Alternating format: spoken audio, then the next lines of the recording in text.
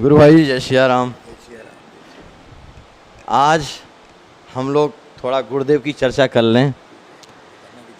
आपके जब आप दीक्षा नहीं लिए थे उस समय का जीवन जो था और जब गुरुदेव ने कैसे कृपा की, क्या क्या गुरुदेव की अनुभूतियाँ जीवन में हुई, क्योंकि गुरुदेव आप बहुत प्रसन्न रहते थे। थोड़ा सा आप अपना नाम परिचय देते हुए और अपने गुरुदेव की अनुभूतियाँ बताएं। गुरु दीक्षा लेने से पहले मन काफ़ी अशांत रहता था। अशांत माने कोई शांति नहीं मिल रही थी।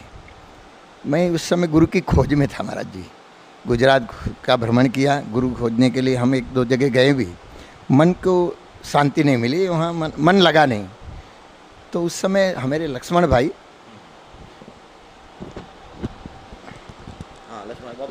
लक्ष्मण भाई पौड़ी समैया में आते थे। हाँ, तो पौड़ी से में आते थे। काफ़ी हमारी कई बार टिकट निकाली और संजोग से हम नहीं आ पाए।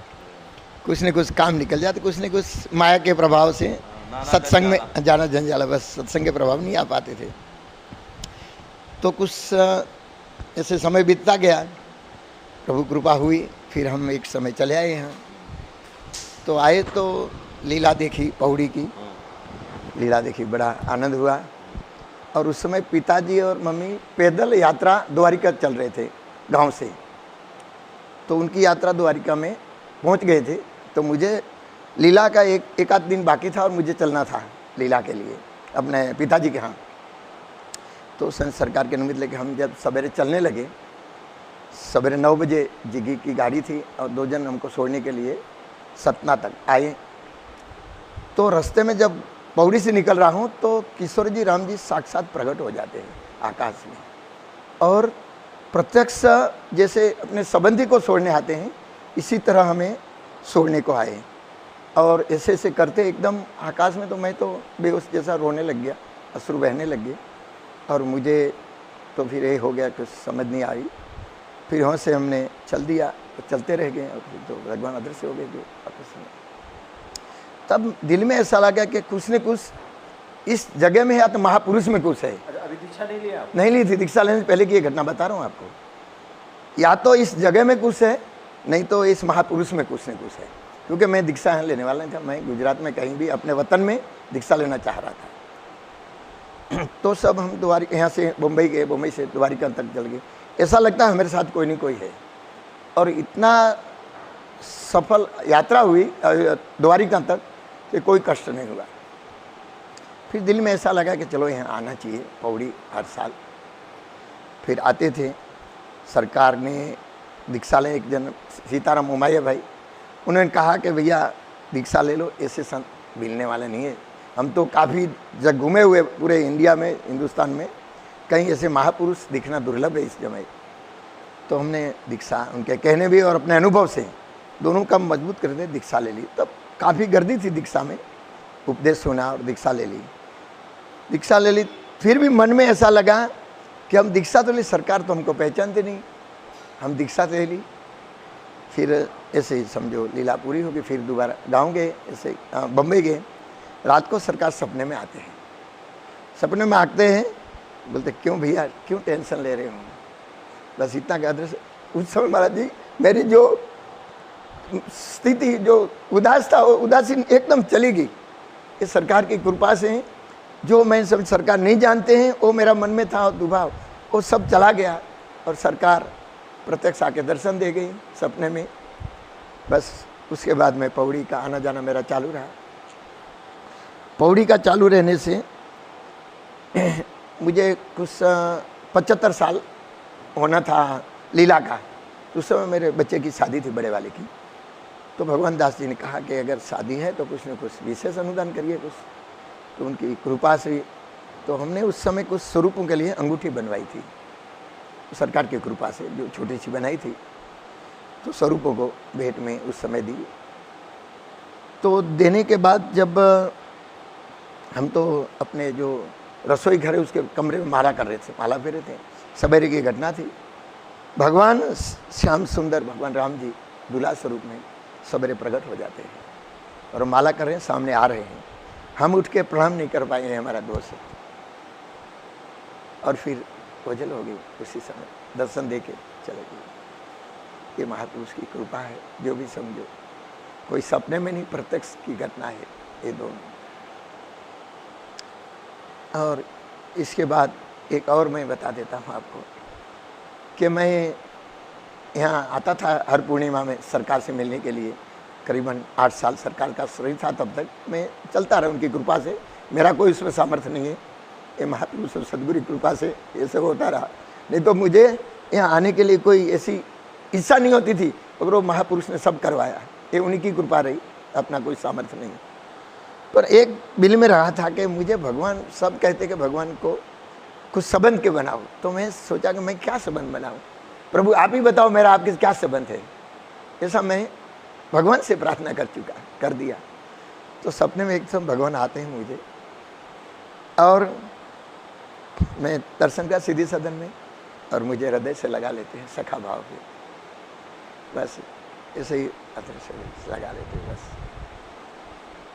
इतने गांठी हुई है, और तो कुछ जो हुई है होनी अनहोनी जैसी, जो प्रभु कृपा से। बस सरकार तो सरकारी थी, उनकी कोई तुलना नहीं। सरकार का स्वभाव आपको कैसा लगता था? सरकार तो वही दिव्य तो दिव्य है, उनका स्वभाव की क्या कहना है। वो तो साक्षात प्रेम स्वरूप और भगवत स्वरूप थे, जिस स्वरूप में चाहो उस स्वरूप में प्रकट हो जाते थे। सरकार की महिमा को कौन जान सकते महाराज जी, वो जनाबे वही जान सकते हैं। एक समय की बात है, सरकार कहते थे बेटा अयोध्या पौड़ी आया करो।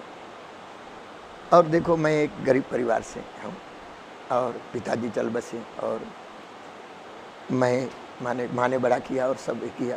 फिर भगवत प्रेम, वही राम नाम ने मुझे आप जैसे सब बेटे दिए हुए, यही राम नाम आपको सब कुछ देगा, उस पर विश्वास करके भजन करो।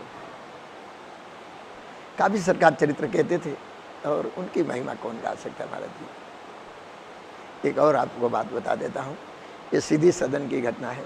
सीधी सदन अपने मंत्राज मंडपम की, सरकार कमरे में अब बाजू में शाम का समय था, विश्राम कर रहे थे, सब लोग चरण सेवा कर रहे थे।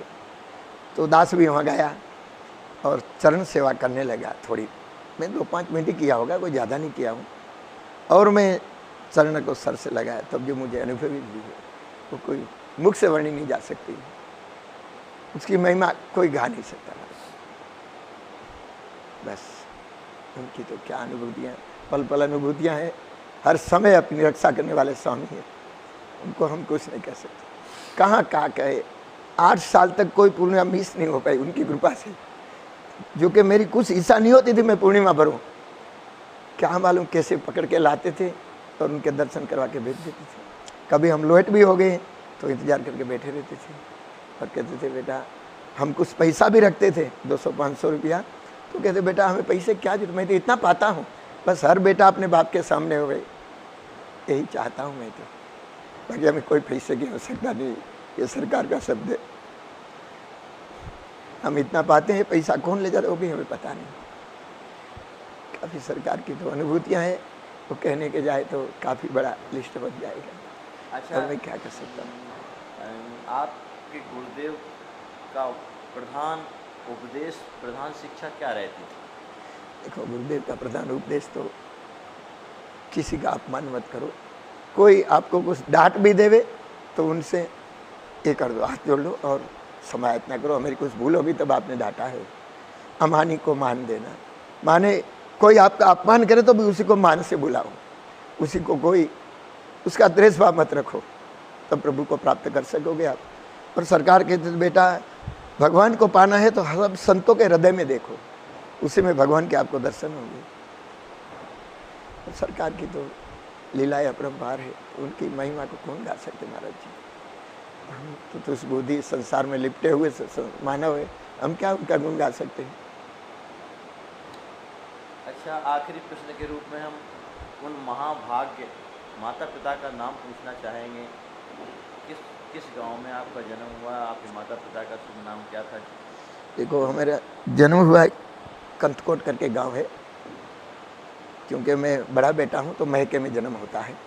पिता जन्म कौन सा जिला पड़ता है? तो कच्छ जिला पड़ता है, जहाँ भूकंप आया था। भूकंप आया था वही। उस समय आप लोग भगवान भगवान सरकार से जुड़ चुके थे? नहीं जुड़ा था। उस समय भूकंप आया तब नहीं जुड़ा था मैं। उस समय तो बहुत नुकसान हाँ हुआ नुकसान लोगों हुआ उस समय महाराज जी।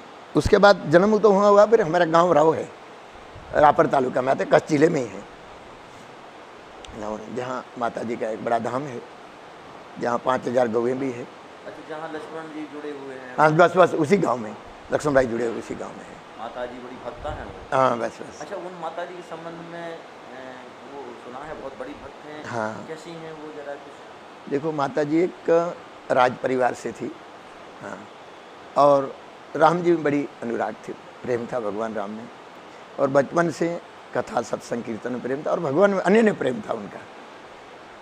तो ठाकुर थे उनके पिताजी, वो तो आहार विचार बरोबर सही इंसान ही उनका, और राजा थे वहाँ के, वो गाँव के, तो शिकार करते थे और जो पापाचार करते थे। तो माता जी को बड़ा दुख लगता था कि बेटा ये मत करो, क्योंकि उनके भाई के, माता ने तो शादी नहीं की थी, विरक्त थे, तो कहे बेटा ये मत करो। तो बोला नहीं हम तो करेंगे, आपको रहना तो कहीं और चले जाइए। फिर वो तो यहाँ से बात चली, तो फिर कुछ दिन के बाद चले गए। तो उनका गांव अलग है जेसरा करके, फिर रव आए नानी रो। यहाँ एक छोटा सा जगह ली, उसमें कुछ कमरा बने लिए, और माता जी अपने आचार विचार से बड़े शुद्ध रहती थी। माँ ने किसी को स्पर्श नहीं करने देती थी, और कहीं भी गई तो दूरी बना के रखती थी हर इंसान से, किसी के नज़दीक नहीं आने देती थी। माता जी का नाम क्या था? बासरी मोगीबा साहिब। और उन्होंने शरीर शांत होने से पहले लक्ष्मण भाई को कहा था, लक्ष्मण दास जी को, कि बेटा देखो ये बर्तन है ना, बड़े बड़े गंदे हो जाते हैं, उसको मंजन करना चाहिए। इसी तरह ये भी बर्तन है, इसको अगर सत्संग रूपी मंजन नहीं करोगे तो ये भी गंदा हो जाएगा। तो इसके लिए कोई संत का सहारा लीजिए, कोई संत का सानिध्य लीजिए, और उसी से उसका मंजन होता है। तो उसी दौरान सदगुरु की कृपा हुई, और उन्हीं की प्रेरणा से गुरु जी मिले, और हम पूरे कच्छ जिले के जो भी हम गुजराती भाई, उन्हीं की कृपा से सरकार के सानिध्य में आए, और सरकार की कृपा उन्हीं की कृपा से बरसी हुई है। और सभी को आज तो सरकार ने ऐसी हम लोग के ऊपर कृपा बरसाई है कि महाराज जी क्या कहे, सवाल नहीं। आपने अपने गुरुदेव की स्मृति को आज जागृत किया, स्मरण किया, और एक जो बड़ी महत्वपूर्ण बात कही आपने कि गुरुदेव क्या शिक्षा देते थे कि कोई अपना अपमान कर दे तो उसके प्रति दुर्भाव नहीं रखना है, हृदय में थोड़ा भी प्रभाव नहीं आना चाहिए, और उसका सम्मान करना है और अधिक। यही चाहे वो नरसिंह जी हों, चाहे तुकाराम जी हों, चाहे कितने भक्त हुए, भक्तमाल भरा पड़ा है, उनका खूब अनबल किया लोगों ने, लेकिन उन्होंने उनका उपकार ही किया, तभी भक्ति प्रकट होती है तभी। और दूसरी बात, किसी संत का अपराध ना हो जाए, थोड़ा भी उसका दिल दुख जाएगा तो भगवान माफ़ नहीं करते हैं। और सरकार बार बार कहते थे निंदा से बहुत दूर रहना, किसी का भी दोष मत देखना, कभी नहीं, मन में ही नहीं आना चाहिए कि ये ऐसा कर रहा है। वो तो माफ करेगा, दरबार अंधाधुंध है किशोरी जी का, क्षमाशील है, जन्म को उठक नासों तभी एक बार प्रणाम, लेकिन हमारा अपराध बन जाएगा। दुर्वासा जी को ठाकुर जी ने माफ़ नहीं किया, बोले जाओ अमरीश जी के पास, बोले मैं ब्राह्मण हूँ, आप ब्राह्मण, बोले कुछ नहीं हूँ, इस समय मैं भक्त वत्सल हूँ, मेरे भक्त को आप मारना चाहते थे। तो ठाकुर जी, किशोरी जी कैसी कृपा करती हैं, बस अपने अंदर कपट ना हो, गुरुदेव फिर कृपा बरसा, आनंद आ गया।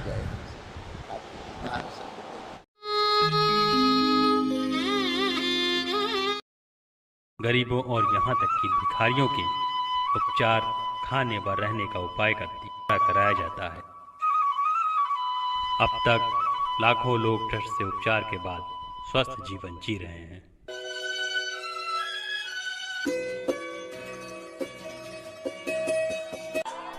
अस्वस्थ संत सेवा ट्रस्ट करुणावतार अनंत विभूषित श्री राम हर्षण दास महाराज जी द्वारा स्थापित एक अद्वितीय विलक्षण संस्थान है। यहाँ पर असहाय गंभीर रोगों से ग्रसित संतजन वृद्धजन गौ माता की पूर्ण भाव से सेवा होती है। ऐसी महान कार्य में अपनी सेवा प्रदान कर अपना जीवन धन्य करें।